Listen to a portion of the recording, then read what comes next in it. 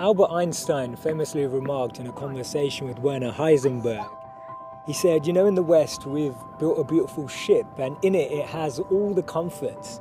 But actually the one thing that it doesn't have is a compass, and that's why it doesn't know where it's going. This paradox of our times was propounded by the Dalai Lama when he said we have wider freeways but narrower viewpoints. We have taller buildings but shorter tempers. Will Smith said that we spend money we haven't earned on things we don't need to impress people we don't like.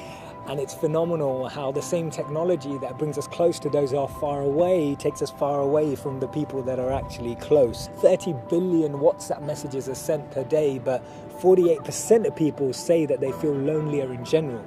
The paradox of our times is that we have more degrees but less sense, more knowledge but less judgment, more experts but less solutions. It was Martin Luther King who said that the irony of our times is that we have guided missiles but misguided men. Have you ever found it perplexing that we've been all the way to the moon and back, but we struggle to start a conversation across the road or across the train? And it's amazing that Bill Gates was known as the top earner in 2015 with a wealth of 79.2 billion, but 1 in 4 CEOs claim to be struggling from depression. Do we actually thrive off this paradox? Is it that this paradox actually makes the media interesting? It's what makes journalism interesting. It's what makes politics interesting. It's what makes television interesting. Is this paradox actually what we feed off and what we live off and what we talk about and discuss in our circles? Doesn't it seem that we've tried to clean the air but polluted our soul? We've split the atom but not our prejudice, and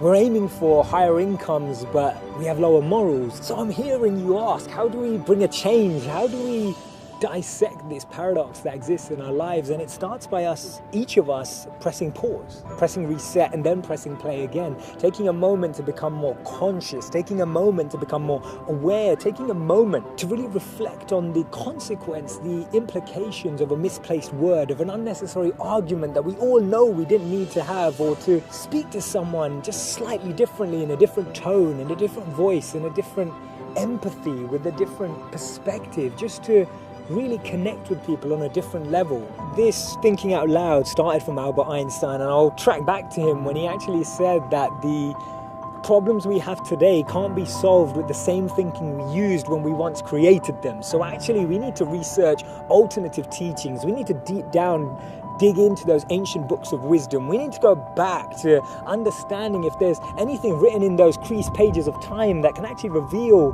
more knowledge and more wisdom of how we can transform our experience of light today. Otherwise, this paradox means that every step forward we take, we're taking 3 backwards every time.